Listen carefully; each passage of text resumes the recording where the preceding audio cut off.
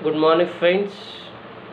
I am Manor Atmanav Vasnik, Assistant Professor, Sahakar Mercy, late Bhaskarrao Shingne, Arts College, Khamgaon.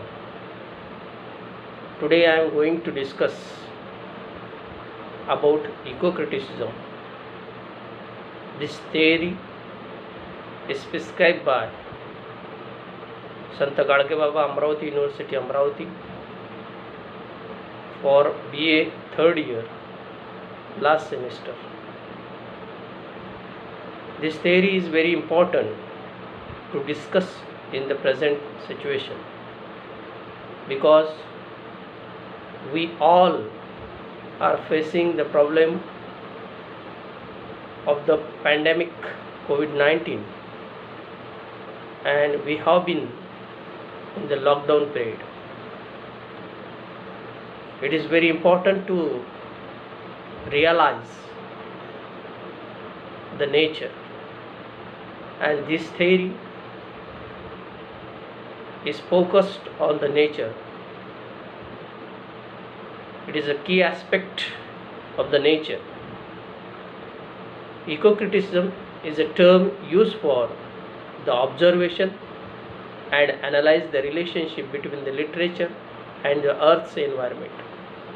It takes an interdisciplinary point of view by analyzing the works of the authors, researchers, and the poets in the context of environmental issues and nature. Since the purpose, scope, methodology of this theory are a bit of confusing, there is not specified. It means that every critics defines in different way, they apply the methodology different way, so it is somewhat difficult to or confusing. However, some of them also propose the solution to all the current environmental issues. In this context of the scope, the critics call this term as a broad approaches, that is also by several other names: environmental theory, green studies, eco-poetics, etc. It is also referred to by some other fields such as social ecology, bioflotics, and sustainable design, environmental history, environmentalism, and others. Eco-criticism was first defined by the Shirley Goldfelty in simple words, making it clear for the other critics and writers. Considering the definition, it can be called an increasingly heterogeneous movement that takes an entirely earth-centered approach. Means the focus, or that critics focus on the environmental issues in all aspect, in all way, that is a environmental centered approach. Definition of eco-criticism: the form of criticism has been relatively successful, keeping itself away from moral and philosophical disputes compared to the other forms of criticism. The work and the efforts of Glotefilty played a significant role in convincing other scholars for using this term to refer the line of studies known as a green studies previously. Due to her efforts, this field of criticism achieved a recognition and popularity as a theory. Therefore, scholars acknowledge her as a major contribution to the emergence of this name as a theory with the broad scope.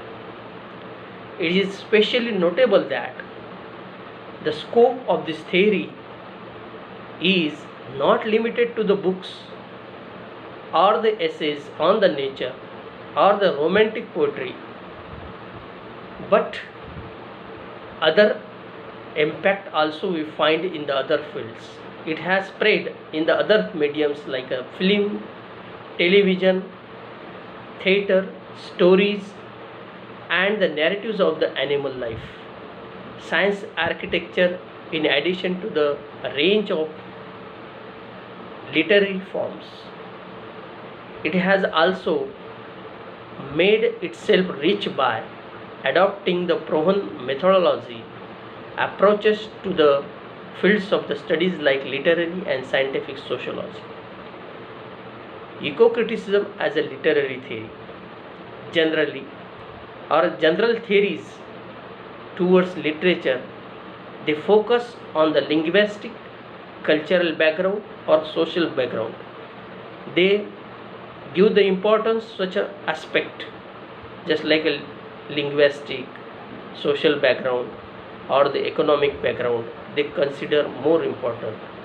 But eco-critics takes nature as a dominant factor, as they believe that our relations with nature is very important.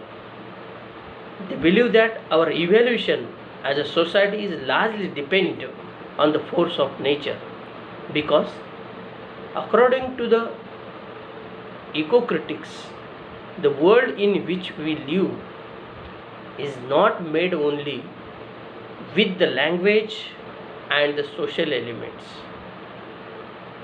It is only one of the many factors responsible for the existence and development of humans. Life, including the human life, is heavily affected by the role of nature, and the environment plays a significant role in the human's life. It is the most important consideration of this theory.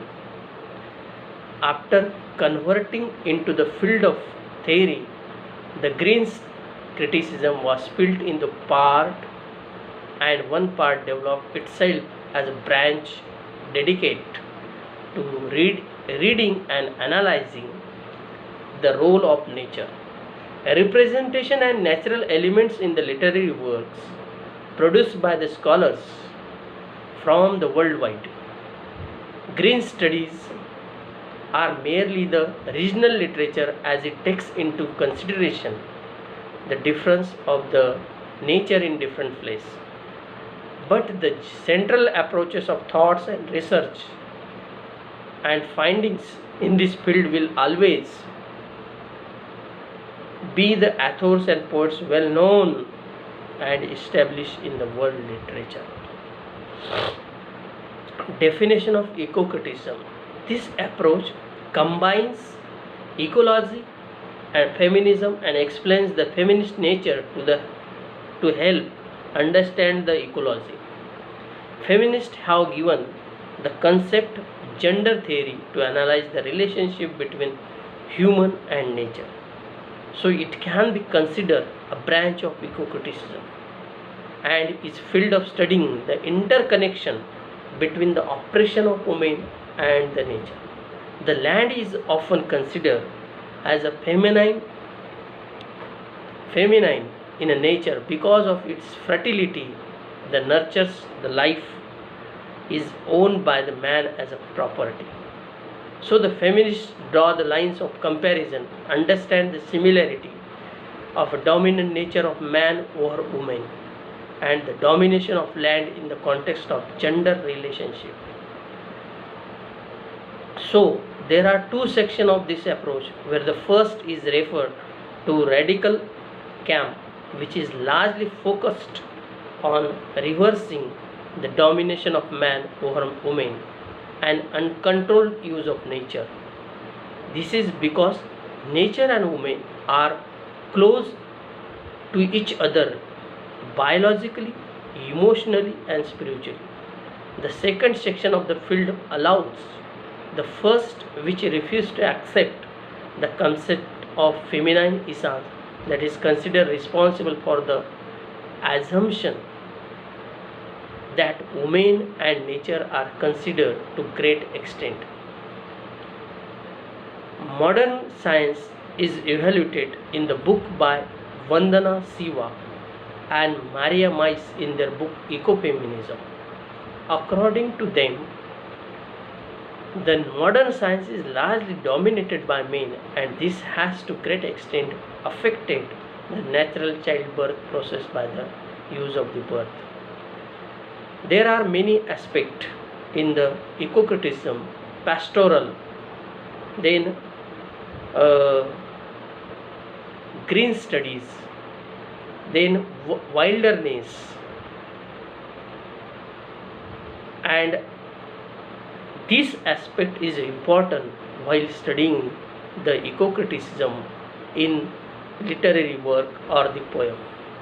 But in the modern literature, it is seen as a sanctuary where animals can be kept safe and in their natural way of life. People of the modern world have documented the encounters with the wilderness to help understand it from more positive perspective. Many novels have described the life in the wild, which has changed the way the world used to see wildland and its environment. With this, I conclude. We have tried here to describe and discuss the eco-criticism as an approach to seeing and interpreting cultural attitude towards nature and environment in literature. We hope my video will be useful for those curious about this theory and the students of literature covering ecology and green studies. Thank you.